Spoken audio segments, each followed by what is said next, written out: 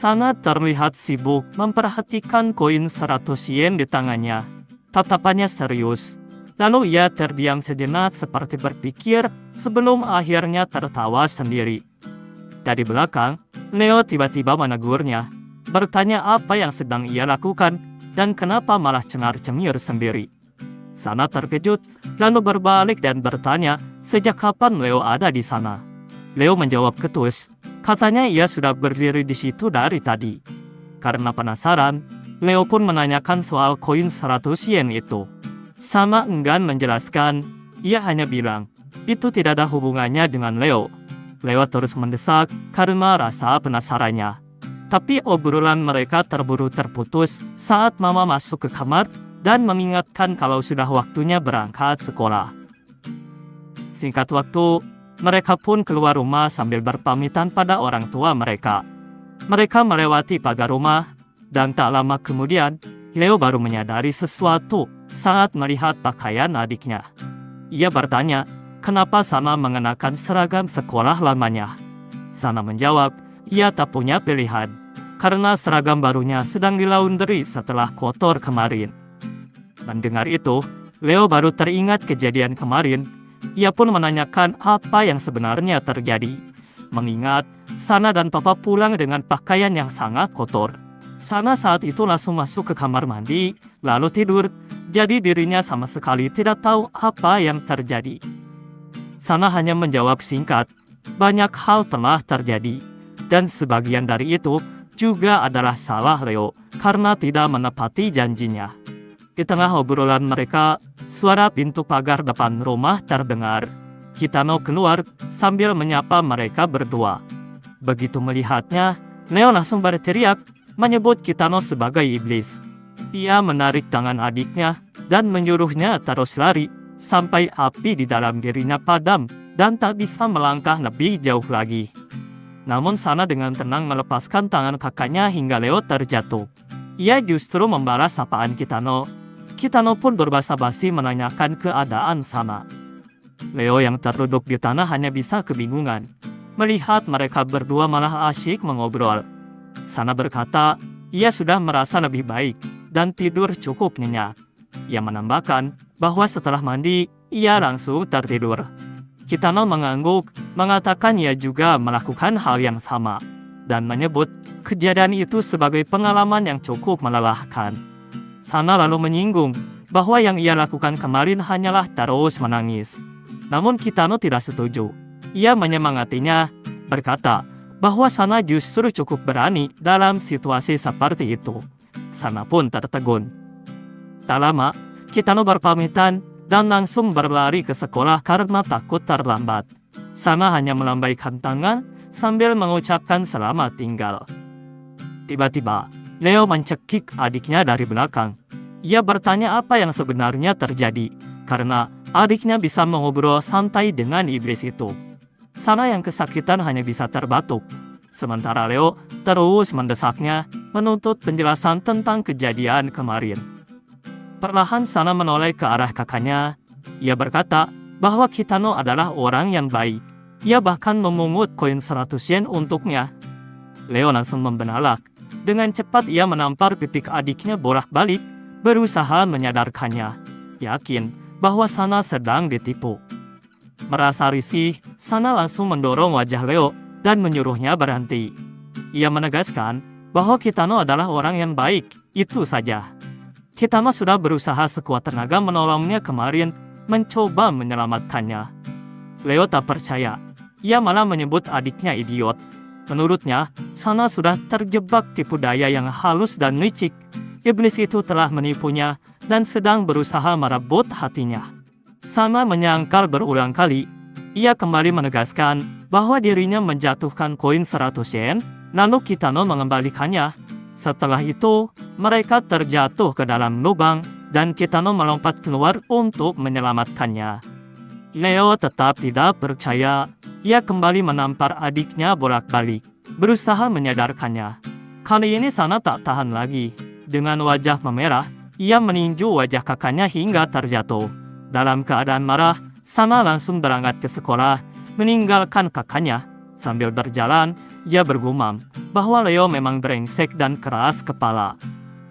Leo hanya terduduk diam, heran dengan sikap adiknya. Tak lama kemudian, Papa keluar rumah sambil berpamitan pada Mama untuk berangkat kerja. Leo segera menghampirinya. Ia meminta tolong, mengatakan bahwa sana sedang dikendalikan oleh iblis. Iblis, gumam Papa. Leo membenarkan, iblis yang tinggal di seberang jalan. Papa justru berkata bahwa Devil Kun yang tinggal di seberang jalan sangat membantu kemarin. Leo makin kebingungan. Ia mencoba meyakinkan Papa agar tidak membiarkan iblis itu membantu, karena semua itu hanyalah tipu dayanya. Namun Papa malah menyuruhnya untuk tidak takut. Menurutnya, Devil Kun adalah orang yang baik. Leo terus menyangkal, tak percaya Kitano bisa disebut orang baik. Justru karena itulah ia dipanggil iblis. Papa tak menanggapi lagi. Ia melirik jam karena waktunya hampir terlambat. Lalu berlari pergi, sambil berharap Leo menjalani hari yang menyenangkan. Leo hanya bisa memanggil papanya dari kejauhan. Leo benar-benar tak mengerti dengan semua yang terjadi. Ia segera berbalik, yakin mamanya pasti akan mengerti. Namun ternyata, Mama sudah lebih dulu berbincang ramah dengan Ibu Kitano. Leo sontak memanggil mamanya. Mama menoleh heran, bertanya kenapa Leo masih di sini. Dengan ragu, Leo bertanya, sejak kapan mereka jadi berteman? Mama pun bercerita bahwa Ibu Kitano banyak membantu kemarin. Ia bahkan menunjukkan toko-toko murah di sekitar area ini. Setelah itu, Mama memperkenalkan Leo pada Ibu Kitano, menyebutnya sebagai anak sulungnya. Ibu Kitano menimpali bahwa ia sudah tahu, karena Leo yang mengantarkan sebab pindahan ke rumahnya beberapa hari yang lalu. Mama tersenyum, lalu mengatakan bahwa tetangga mereka ini punya anak yang usianya setahun lebih tua dari Leo, dan ia yakin mereka akan segera menjadi teman baik. Ibu Kitano pun mengangguk setuju. Leo hanya bisa menganga. Di kepalanya, ia sama sekali tak mengerti apa yang sedang terjadi. Bagaimana mungkin rencana iblis itu berhasil begitu cepat tanpa ia sadari? Sekarang, yang ia lihat, justru keluarganya sudah tampak akrab dengan keluarga iblis. Ia benar-benar tidak menyukai hal ini. Sebagai manusia, ia merasa tak boleh membiarkan keluarganya berteman dengan keluarga iblis. Bagaimana jika Tuhan mengetahuinya? Keturunannya bisa saja dikutuk selama 1000 generasi. Namun kemudian ia menyangkal sendiri, atau mungkin keluarganya bahkan tak akan pernah punya keturunan. Bisa saja garis keturunannya punah begitu saja, dan mereka akan dikenang dalam legenda sebagai orang bodoh yang berteman dengan setan. Leo terbata ketakutan, lalu tiba-tiba berlari pergi sambil berteriak. Ibu Kitano yang melihat kejadian itu tanpa kebingungan, bertanya-tanya apa yang sebenarnya terjadi, dan merasa cukup terkejut. Mama hanya menimpali bahwa ia juga tidak tahu. Sementara itu, Leo dipenuhi rasa kesal. Kenapa semua ini harus terjadi kepadanya? Ia kebingungan, tak tahu harus berbuat apa. Bagaimana cara ia bisa menyelamatkan semua orang? Singkat cerita, Leo terduduk di ayunan taman, termenung. Ia bingung harus berbuat apa. Bagaimana caranya menyelamatkan keluarganya dari iblis hanya seorang diri? Matanya mulai berkaca-kaca. Dengan kesal ia mengakui bahwa tak ada cara. Ia tak bisa melakukannya sendirian. Ia butuh seseorang yang bisa menolongnya. Tiba-tiba angin bertiup kencang, mengalihkan perhatiannya. Di sana berdiri seorang gadis berambut pendek sendirian, Ikuno. Leo terpaku menatapnya, bahkan menyebut gadis itu sebagai malaikat. Menyadari keberadaannya, Ikuno segera menghampiri. Ia memandang Leo dalam diam, membuat Leo tersipu malu. Ikuno justru langsung melabraknya, menanyakan apakah ada sesuatu yang ingin bocah itu sampaikan. Ia memperingatkan agar tidak macam-macam, dan jangan mencoba mengganggunya. Dilihat dari postur tubuh, bentuk badan, otot, tatapan mata dan cara duduk, hingga aura keseluruhannya, Leo sama sekali tak punya peluang untuk mengalahkannya.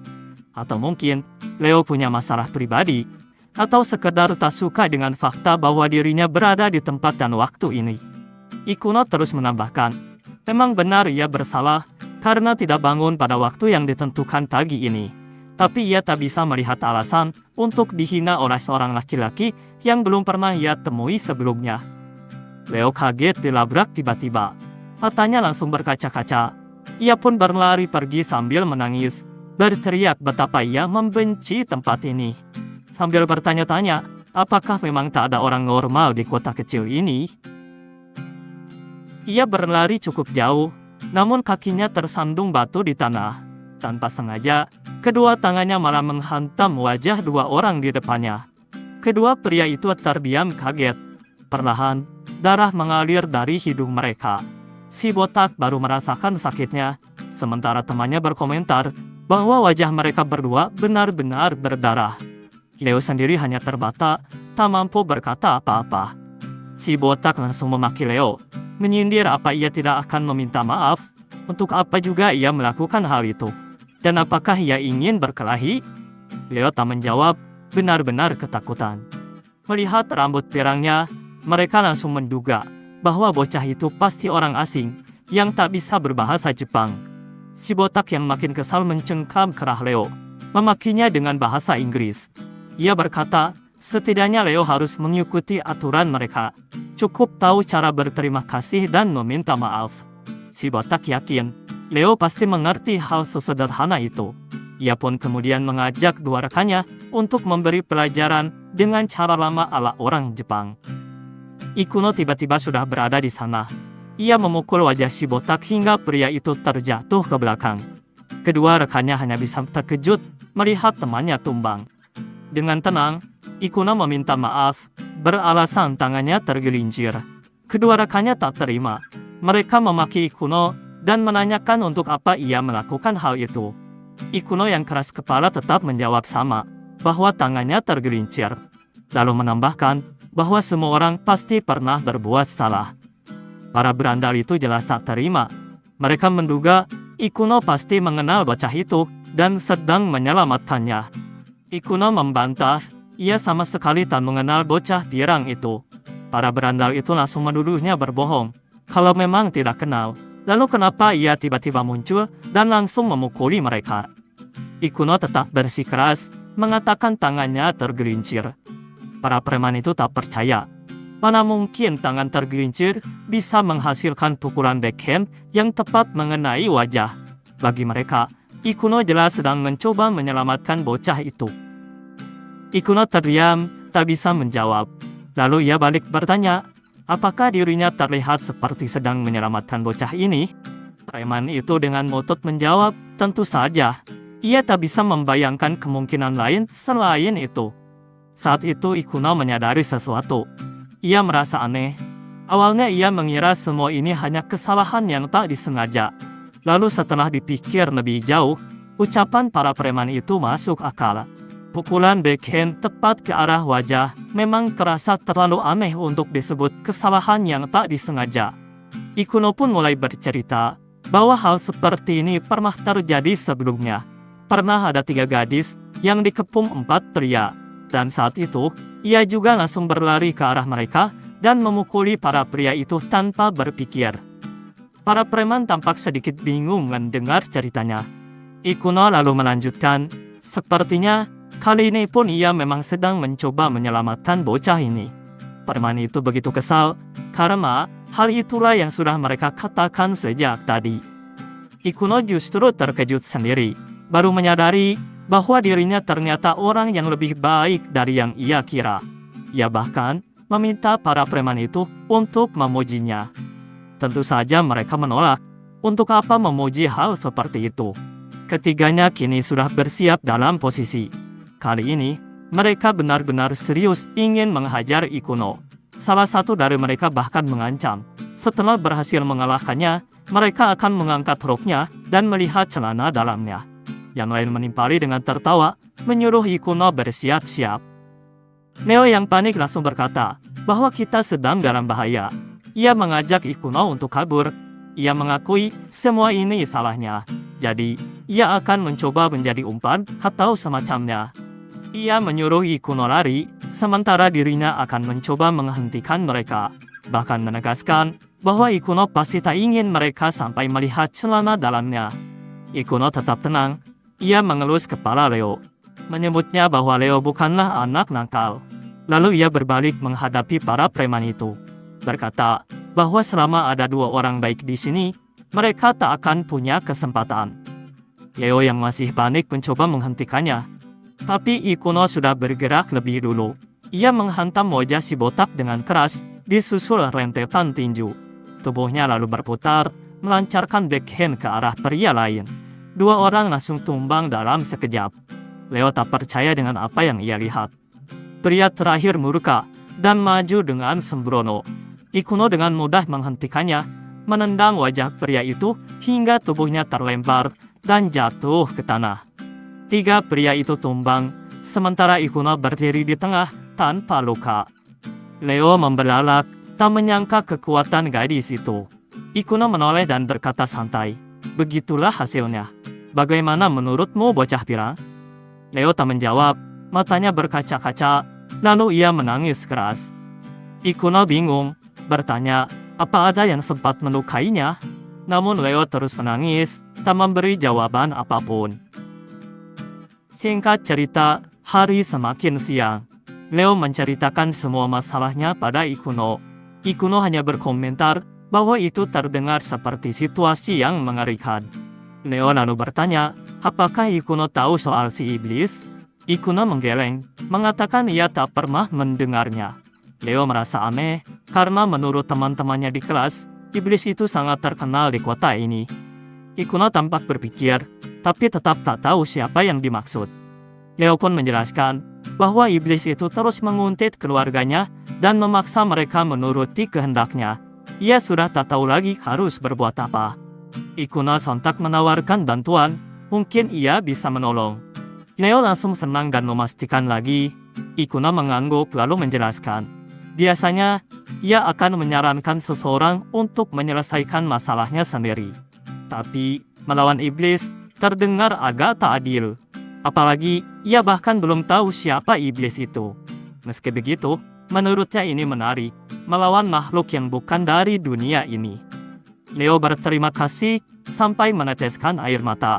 Ia sudah tahu sejak awal kalau Ikuno adalah malaikat. Ikuno bingung mendengar hal itu. Leo yang sedikit malu menjelaskan bahwa pikiran itu muncul saat pertama kali ia melihat Ikuno. Ikuno tak terlalu peduli. Kalau itu yang Leo pikirkan, terserah saja. Mendengar itu, Leo mengangguk dengan wajah senang. Ikuno lalu bertanya, apa sebenarnya yang harus ia lakukan untuk membantu Leo.